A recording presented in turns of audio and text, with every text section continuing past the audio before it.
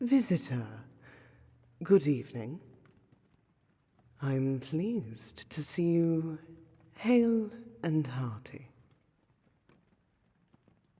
Oh, that. It was one of my family's long-held scores.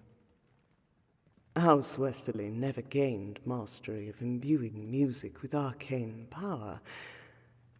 I'm sorry to say that, for as beautiful as I find the practice, documentation on its finer points would be better sought elsewhere. But we still enjoyed the tradition of music, nonetheless. Yes. My claim to being the sole remnant of my family's lineage was not exaggerated. I cannot overstate how much I have longed to find evidence to the contrary. Would that I had found anything of promise. There is, at least, a level of relief I find in knowing that our music has been preserved in forms accessible to those beyond ourselves. As for the grimoires, the chronological vessels, the Sanctum itself, I have done my utmost to replicate their contents insofar as the possibility avails me. Some objects are yet elusive in permitting preservation. The Sanctum has been particularly stubborn to allow for any part of its essence to be duplicated. I suppose I should be impressed, perhaps even grateful, that the wards my forebears laid within it in centuries past have persisted with such strength. But what purpose is served by unbreakable shields when no one remains to be sheltered by them? Those who preceded me seem to have left the possibility of their kinsfolk dying en masse out of contention.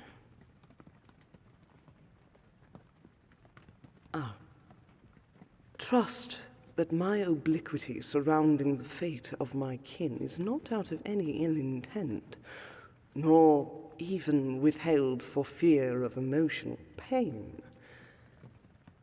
I simply cannot.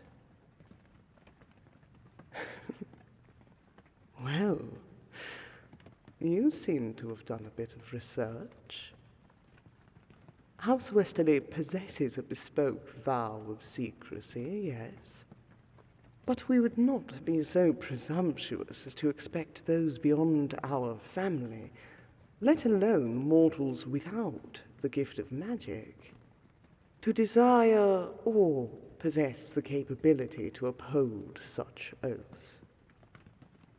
Historically, even those of our bloodline would be sworn to it in multiple permutations befitting their phase of life. Children cannot be expected to obey the same standards of restraint as their parents, nor can those of my condition find applicability in clauses activated as a person nears the end of their natural lifespan. Your presence here is already an immense gift. I have lived in near total solitude long enough to tolerate the silence, but another's presence has indeed been a boon. You seem undeterred. Very well. I shall explain the bond, both philosophically and mechanically, and grant you time to make an educated decision. Foremost in all things to know of our rituals is that their function is dependent upon all participants being well informed and willing to partake in the intended rite. The nature of the ceremony or its scale of effect is irrelevant. Our magics cannot work upon you without your permission. Such was one of the great barriers to the adoption of Azrahelian practices on a grand scale. Others longed for our power, but without required adherence to the principles accompanying it. Lord Azrahel's techniques were developed for highly specific purposes reliant upon actualization of the self as a means of altering conditions around and within the user. Any other being brought into their sphere of influence must, by extension of this principle, be a willing participant. Unless their consent is freely given, without pressure or coercion, they will remain untouched by any magic used by a practitioner of Azrahel's ways. The essential function of this vow of secrecy is to interlink sensitive knowledge I bestow thereafter with your memories.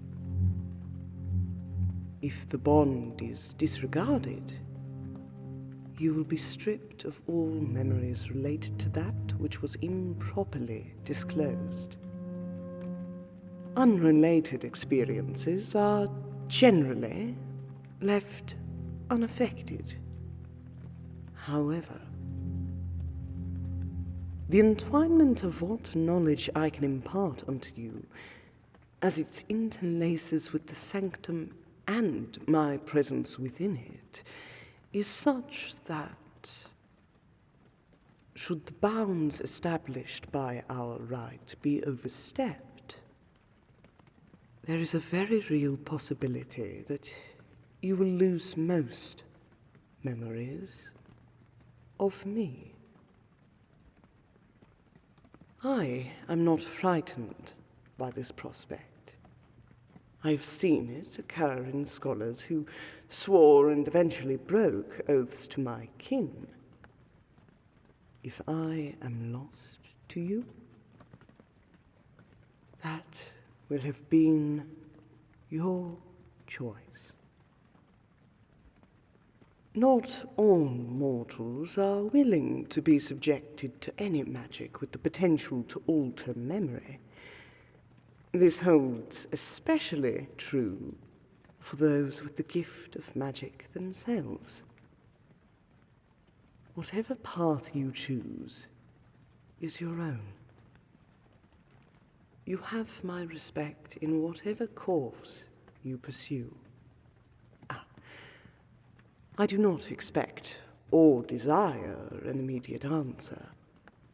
Please, take what time you require. Should you find yourself nonetheless determined, deliver a note unto such effect before our next meeting. I will make what ceremonial preparations are required. Know that you always have a choice. These magics value your agency above all else. I hope you have grasped that my own priorities are much the same.